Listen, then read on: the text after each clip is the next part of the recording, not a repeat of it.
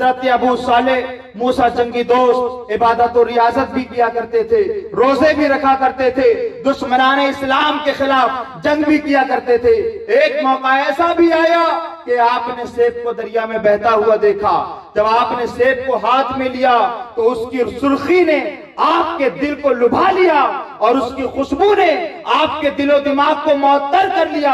آپ کھانے پر مجبور ہو گئے، اس کو کھا لیا، مگر دل میں خیال آیا کہ مجھے یہ کھانا نہیں چاہیے تھا، آخر اس کا کوئی نہ کوئی تو مالک رہا ہوگا۔ دریا کے قریب قریب چلتے رہے، ایک باغیچے میں پہنچے۔ آپ فوراً سمجھ گئے اس کی شاخ دریا پہ ہے اور اسی سے یہ بہتا ہوا جا رہا تھا۔ تو کہا کہ لوگوں، اس باغیچے کا مالک کون ہے؟ تو لوگوں نے بتایا حضرت عبداللہ صومعی ہے۔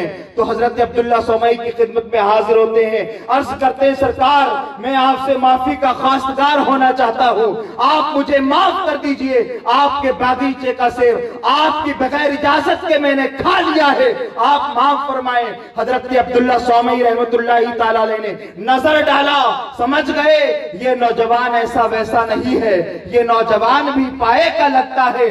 آپ نے کہا میرے باغیچے کی باغبانی کرنی پڑے گی، رکھوالی کرنی پڑے گی۔ تقریباً 12 سال تک جو ہے باغیچے کی رکھوالی کرتے رہے اور عرض کرتے سرکار اب تو مجھے معاف کر دیا جائے گا۔ کہنے لگے نہیں، تم کو میری ایک بیٹی ہے جو ہاتھوں سے لونجی ہے، پاؤں سے لنگڑی ہے، آنکھوں سے اندھی ہے، کانوں سے بہری ہے، میری اس بیٹی سے تم کو نکاح کرنا ہوگا۔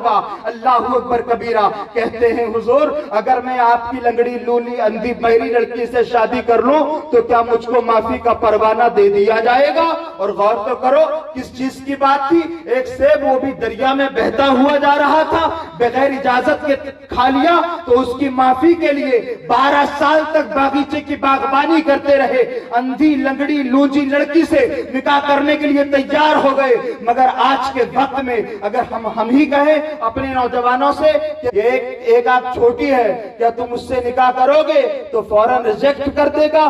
مگر ان کو کیا تھی، انہیں معلوم تھا، وہ جانتے تھے وہ اللہ کے ولی تھے۔ حضرت ابو صالح موسیٰ جنگی دوست رحمت اللہ تعالیٰ علیہ یہ کہہ رہے تھے اور یہ تصور کر رہے تھے ہم کو بروز حشر عذاب ملے، اس سے بہتر ہے دنیا کی تکلیفوں کو اٹھا لیا جائے، اس سے بہتر ہے دنیا کی صعوبتوں کو برداشت کر لیا جائے، چند دنوں کی زندگی ہے، اگر معافی کا پروانہ ملتا ہے تو مجھے مل جائے گا، یقیناً مل جائے گا تو میں کامیاب ہو جاؤں گا۔ بس یہی تو ان کی آرزو تھی، اندھی لنگڑی لونجی لڑکی سے نکاح کے لیے تیار ہو گئے۔ البتہ ان کا نکاح ہو گیا، حجرہ عروسی میں جاتے ہیں تو کیا دیکھتے ہیں کہ ایک حسن و جمال کا مجسمہ بیٹھا ہوا ہے، ایک خوبصورت حسینہ بیٹھی ہوئی ہے جس کی آنکھیں چمکدار ہے، جس کا چہرہ بڑا خوب روح ہے، جس کے ہاتھ سلامت ہیں، جس کے کان سلامت ہیں، جس کے پاؤں سلامت ہیں۔ دیکھتے ہیں الٹے قدم واپس آ جاتے ہیں، حضرت عبداللہ صومعی سے کہتے ہیں حضور آپ نے یہ کیا کر دیا ہے، آپ نے تو کہا تھا لڑکی اندھی ہے، لنگڑی ہے، لولی ہے، میں تو حسن و جمال کا مجسمہ ملاحظہ کر رہا ہوں۔ تو حضرت عبداللہ صومعی فرماتے ہیں او نوجوان وہی تمہاری شریک حیات ہے، وہی تمہاری بیوی ہے، جاؤ جاؤ تم اپنے حجرہ عروسی میں چلے جاؤ۔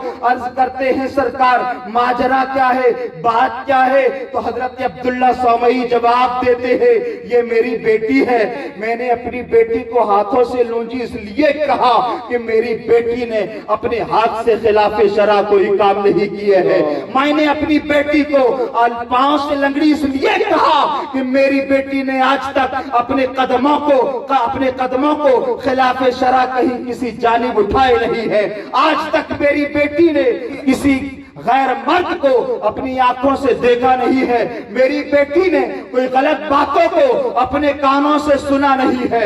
عزیزان ملت اسلامیہ تو میں آپ کو بتانا چاہتا ہوں یہ کون تھی؟ حضرت ام الخیر امۃ الفاطمہ رضی اللہ تعالیٰ عنہا سرکار غوث پاک عبد القادر جیلانی کی والدہ تھی۔ نعرہ تکبیر، نعرہ رسالت، ذکر غوث اعظم زندہ باد۔ تو مجھے کہنے دیا جائے، مجھے بولنے دیا جائے، جب باپ عابد ہو، زاہد ہو، متقی ہو، پرہیزگار ہو، वली ये कामिल हो जब माँ आबिदा हो, जाहिदा हो, तज्जबा हो, ताहिरा हो, पाक दामन हो, तो उनके आंगन में जब फूल खिलता है तो वलियों का ताजदार तशरीफ लाता है। जिंदाबाद जिंदाबाद। हजरात, आज हमारे घर के हालात कितने बिगड़े हैं ये हम लोग खुद महसूस करते हैं। हर कोई अपना रोना, एक दूसरे को रोता है। मेरा बेटा बड़ा बिगड़ा है, मेरी बेटी बड़ी बिगड़ी है, मेरी बीवी बड़ी परेशान करती है, मेरे भाइयों में बड़ी अनबन हुआ करती है। आपस में लोग ये शिकायतें करते नजर आते हैं। मैं कहता हूँ सच्चे दिल से गुलामे गौसे पाक बन जाओ और ऐ मेरी माओ, ऐ मेरी बहनों, तुम कनीज़े फातिमा ज़हरा बन जाओ, कनीज़े फातिमा उम्मुल खैर अमतुल फातिमा बन जाओ। इंशाअल्लाह तुम्हारी जिंदगी में बहार आ जाएगी कि तुम्हारे यहाँ बेटा गौस तो नहीं मगर गौसे पाक का गुलाम नजर आएगा। तुम्हारे यहाँ बेटा आला हजरत तो नहीं मगर आला हजरत फाजिल बरेलवी का गुलाम नजर आएगा। नारे तकबीर, नारे रिसालत, मसलके आला हजरत, जिंदाबाद। सुभान अल्लाह।